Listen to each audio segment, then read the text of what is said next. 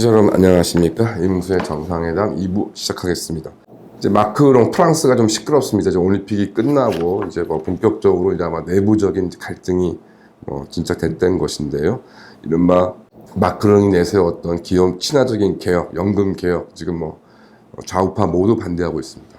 특히 연금 개혁에 대한 국민들의 불만도 상당합니다. 근데 과연 좀 우리나라 입장에서 보면은 프랑스 연금소득 대체율이 70%고요. 지금 현재 우리나라는 35% 정도죠.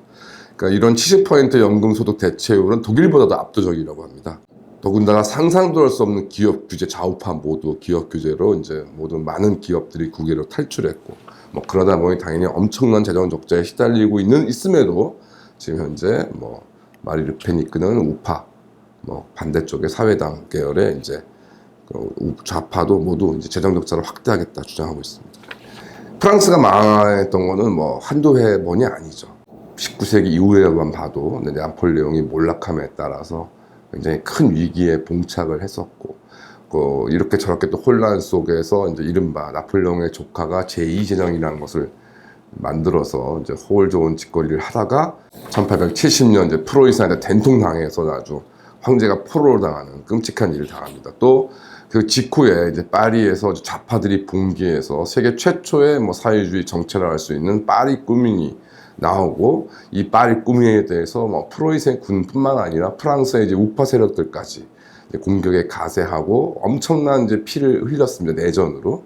그래서 파리 꾸민에 가담했던 상당수의 인원들이 이제 공개 처형당하는 그런 끔찍한 일들이 벌어졌고, 이에 대응했던 우파들도 마찬가지인 것이죠.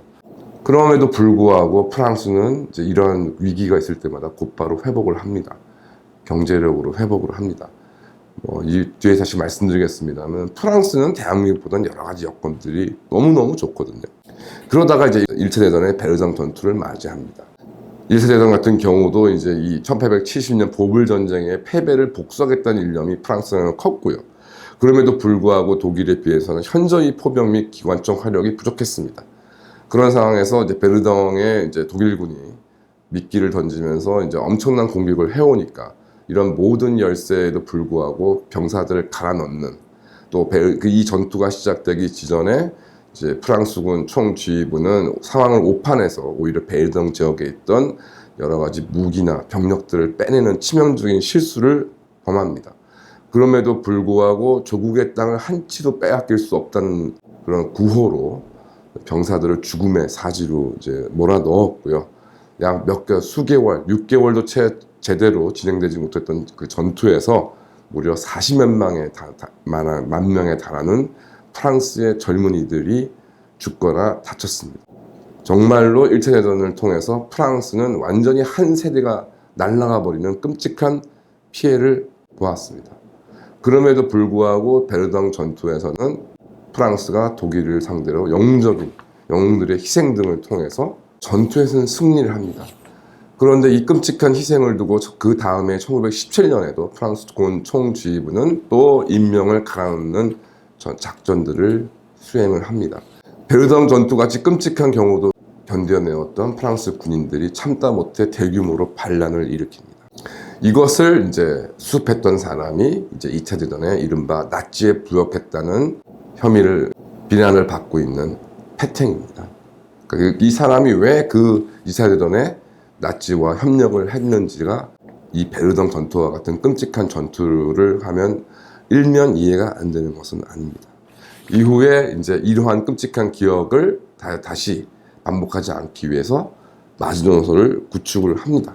하지만 1933년 히틀러가 집권을 해서 이제 프랑스를 완전히 목을 겨누고 있는데도 프랑스 군과 프랑스 정치, 프랑스 국민들은 완전히 갈라져서 싸우기 시작했고, 심지어 우파 쪽에서는 프랑스 좌파들보다는 히틀러가 낫다, 또 좌파들 중에서는 프랑스 우파보다는 차라리 스탈린이 낫다는 식으로 끊임없이 파리에 히틀러가 개선문과 에펠탑을 보면서 희낙낙할 때까지 프랑스는 나뉘어서 서로를 증오하며 싸웠었습니다.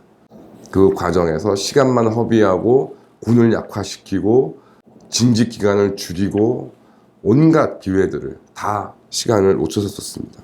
여기 이것이 뭐 국민들이 선동돼서도 그렇지만 여기에 앞장섰던 것이 이른바 프랑스를 이끈다는 그랑 제골드를 졸업했다는, 그 다음에 프랑스 육군 사관학교를 졸업했다는 프랑스의 엘리트들과 지식인이었습니다.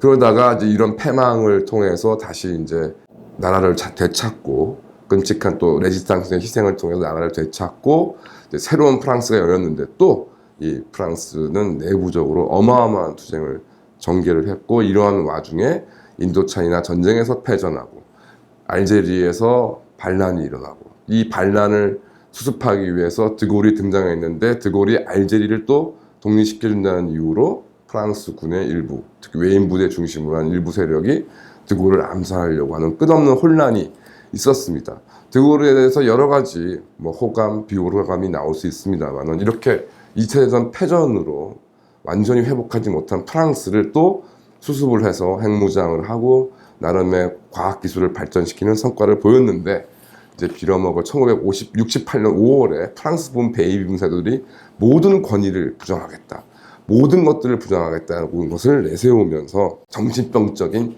시위를 벌이게 됩니다. 그러면서 동시에 이제 이른바 프랑스의 위선적인 똘레랑스가 들어와서 이제 가족도 해체되고 기독교 문명을 파괴하고 조롱하고 무시하면서 이른바 이민자들, 무슬림들, 이런 사람들을 뭐 수용해야 된다, 프랑스가 이를 꺼내놔야 된다는 식의 엉뚱한 정책들이 프랑스에서 벌어지게 됩니다. 이번에 파리 올림픽 개의 모습은 정말 1920, 30년대 혹은 1968년에 정말 타락하고 혼란스러운 그 모습 그 자체라고 생각이 들 정도입니다. 그러니까 이렇게 프랑스는 정말 그 과거에 영광도 있었습니다만은 정말 어마어마하게 나라가 절단나는 그런 경우도 엄청나게 많았었습니다. 그럼에도 불구하고 프랑스는 또 회복을 했는데, 과연 이번 이제 21세기 2024년에서 지금 프랑스에 지금 벌어지고 있는 이런 모습들이 과연 프랑스가 다시 이제는 뭐 미국은 고사하고 영국과 독일보다 뒤처지고 있는 이런 모습들을 과연 회복할 수 있을 것인가에 대해서 의문이 많이 듭니다. 그럼 대한민국보다 프랑스가 어떨까요? 그래도 프랑스는 출산율 대책에는 성공을 했습니다. 그러니까 보니까 3자녀 이상을 가지고 있는 가족들은 딱 이제 신분 카드 같은 걸 발급을 해서 거의 모든 것이 30% 이상의 할인을 받습니다. 그리고 프랑스는 대한민국의 7배의 영토이고 영토 전체의 70%가 경제 가능한 땅입니다. 프랑스가 아무리 험한 꼴을 당하고 나라가 망해도 그래도 일어서고 했던 것이 근본적으로 프랑스는 기반이 좋기 때문인 것이죠. 뭐 문화적, 과학적 역량은 둘째치고도. 이번에 뭐 대한민국 같은 경우에 이제 윤석열 대통령이 25만 원 이제 그 나눠주는 것은 이제 거부권을 행사를 했습니다. 의결을 내진 않을 걸로 보이는데, 이번에 뭐 행정안전부에서 뭐 취득세 50% 감면 등을 뭐 저출산 및 인구 소멸 지역 대책으로 내세운 걸 보면서 참 그 야당이나 민주당이나 정부나 참 똑같다, 이런 정도의 대책을, 뭐 이게 전부는 당연히 아니겠습니다만 저출산 대책이라고 내놓는 것 자체가 정말 국민들을 거지로 하나 하는 생각도 많이 들고, 그래서 최소한 프랑스가 지금 여러 가지 혼란스럽고 뭐 아비 교환이라고 볼 수도 있지만 그래도 저출산 대책만큼은 확실히 해서 우리나라보다는 낫다. 남은 걱정할 때가 참 아니다. 그럼에도 요즘에 프랑스에 대한 얘기가 많아서 한번 오늘 말씀을 드렸습니다. 뭐 거듭 말씀드리지만 프랑스는 대한민국보다 가진 것도 많고 역량도 있습니다. 최소한 저출산 대책에 대해서만큼은 성공했습니다. 대한민국은 프랑스보다 과연 무엇이 낫습니까? 감사합니다.